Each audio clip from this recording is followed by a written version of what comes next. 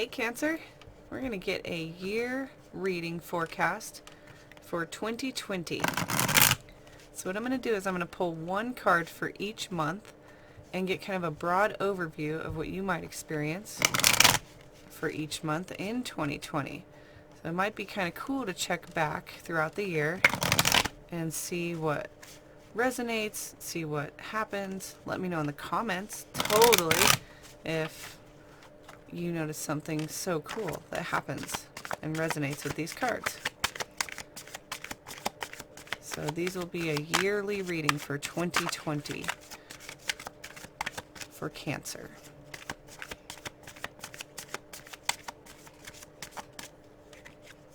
All right, we have January, February, March, April, May, June, July, August, September,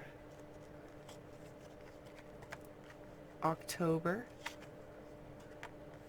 November, and December. All right, Cancer, it looks like you're going to have some big changes towards the end of 2020. So let's kind of go through and look at what you've got going on. Now for January, Cancer, you have the Three of Pentacles or Three of Coins showing up.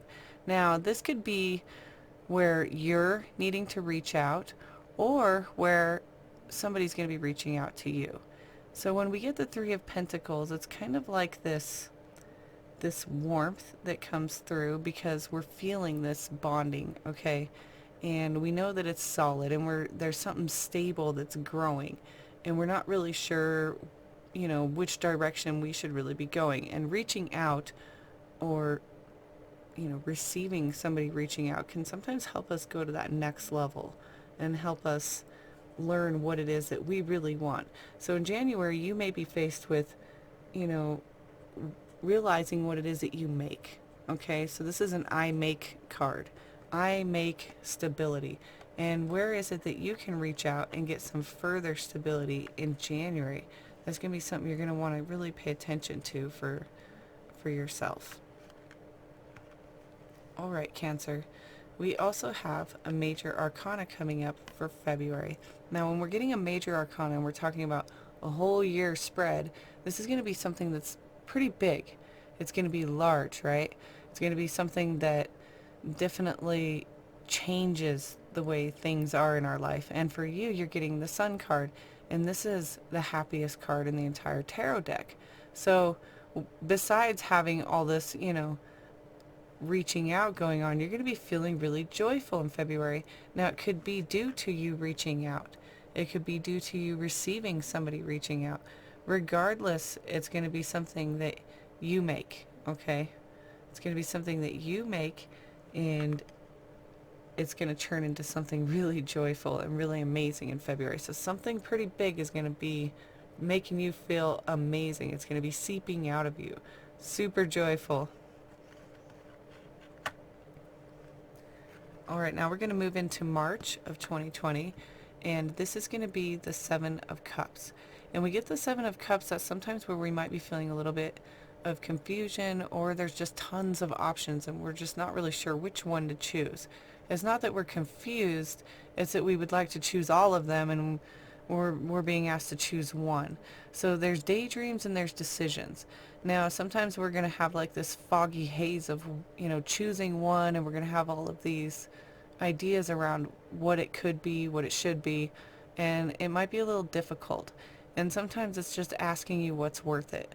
When you're looking at all of these decisions and these dreams that you're having, just really remind yourself of what's really worth it for you and how do you feel about it. When we get a Cups card, we're going to talk about how we feel. And when we get a 7, we're going to talk about our path and something that is in question here, because what we choose is really going to change our path, right? The decision that's made will change how we go about the remainder of the year. So the daydreams are really important to recognize because they are how we feel. Our daydreams are really just a representation of our feelings and emotions. So paying attention to those are going to help you make your decision in March. So some kind of decision and thing going on in March for you, Cancer. Now you get a 6 here coming up in April, and this is going to be where we are choosing, all right?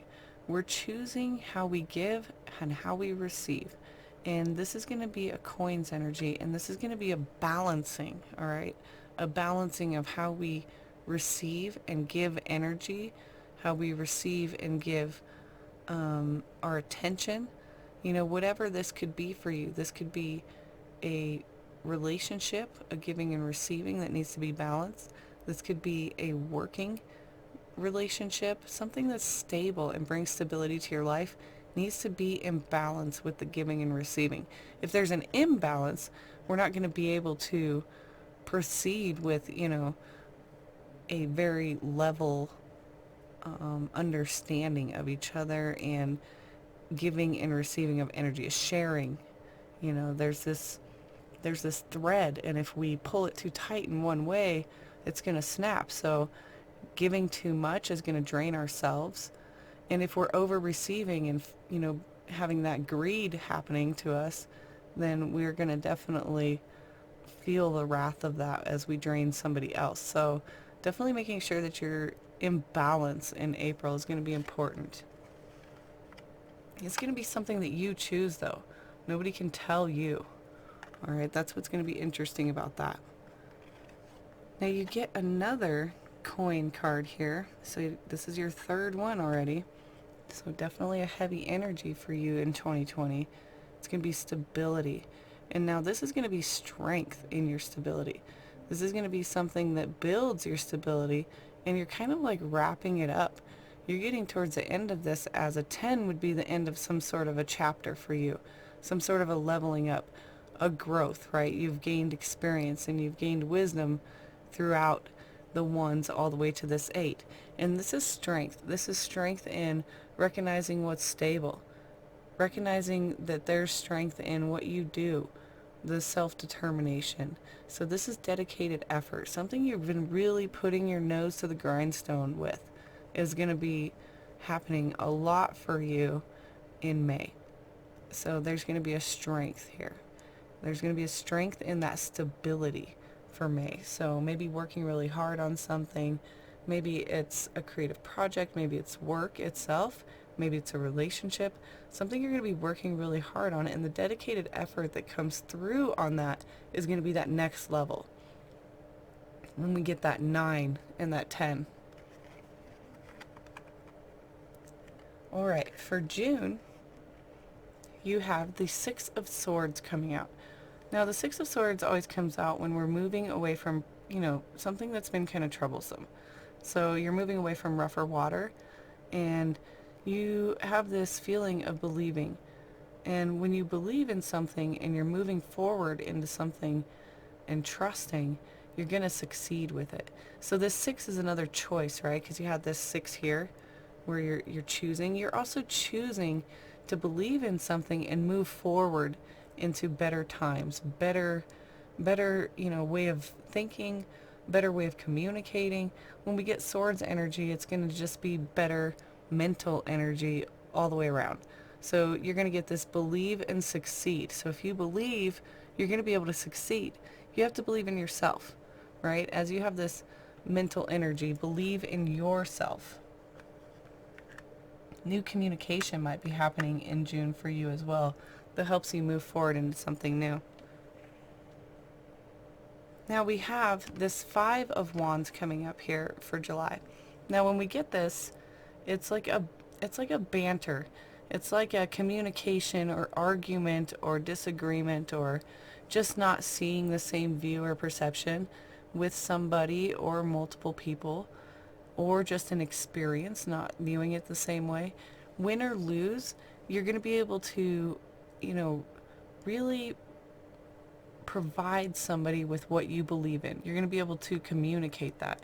You're going to be able to bring that forward something that you really believe in, something you're really passionate about. And your belief may be in question, and that's why you're, bringing it forward. And regardless of whether it feels like a win or lose, it's really just a way for you to show who you really are, show where your power is, what it is that you believe in, and you'll be able to stand up for it. And this card's all about like standing for what you believe in. So regardless of what happens in July, you're going to be able to stand up for yourself, and it's going to feel amazing when you're able to really check in and describe who you are, how you feel, and what it is that you believe in. And there may be a challenge, and it's healthy though. It's like healthy banter. Now in August, you get Just Breathe. And this is the Four of Swords. And when we get this card, it's a suggestion to take some time for self-care. Take some time to breathe in everything that you've been through up to this point. It seems like you've done a lot, up to this point in August. You've done this reaching out, all of these decisions, new path change. The way that you go about something is going to change here up in May, and, moving into something new, really being challenged. So now you get a moment to just breathe. So August is going to be all about self-care. Find ways that you can relax, take care of yourself, and also, just check in. Check in with what you realize and, new things that have happened to you throughout the year. When we're able to realize something, we can really move forward. And this will be within communication. This will be within our thoughts, because this is that wand energy. It's going to be very passionate, for you. All right. Now we have this Nine of Swords coming up here, and sometimes this can feel like a nightmare. All right, this can be our darkest fears. So in September, if you're feeling like you're afraid of something, or something isn't right, or something is falling apart, or whatever this is for you, this is going to be something that isn't necessarily real. Oh, and I said Nine of Swords. I actually meant Nine of Wands. Thank you. So the Nine of Wands is letting you know that, there's this burden, and you're done with it. So you might as well let it go. No need to let it cause you stress anymore. Okay, there's no reason to continue going through it, because it's just not realistic. Okay, when we get this type of like Nine of Wands energy, it's like it's wrapping up. You've learned all you can learn from it. It's all done with. So in September, when you're feeling like, okay, I'm done with this, I'm over it, I'm done building this, I'm done dealing with this person, I'm done working here, I'm done creating this, it's just not working for me anymore. I've done all I can do. It's like a realization of an ending. And when we're able to just be done with something, we can move into something else. We let go of something, we make space for something else. So in September, you might be, facing some realization, right? Because within that realization, it's almost like you get this, oh my gosh, I'm doing something I don't even want to be doing anymore. Or I've been doing this for so long and I don't even love it. So something's going to happen here where there's going to be a shift, and you go into this major change in October and November, because you have two black cards. And like I said before, these are major arcana, which means they're huge changes within your year. So with this one, Cancer, you are getting detach. So detach is going to be the Justice card. And when we get the Justice card, it's asking for balance. All right. And when we're getting asked to balance something and detach from something, that means that something's weighing us down in one area. And that means that, something isn't right. Something's weighing us down.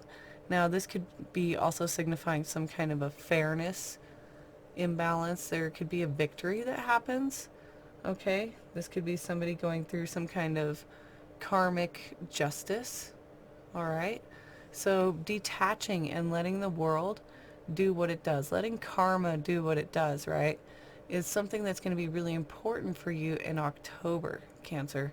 And this is going to be a huge change for you, because once you're able to detach completely and let go of something that's no longer serving you, right? It's a burden.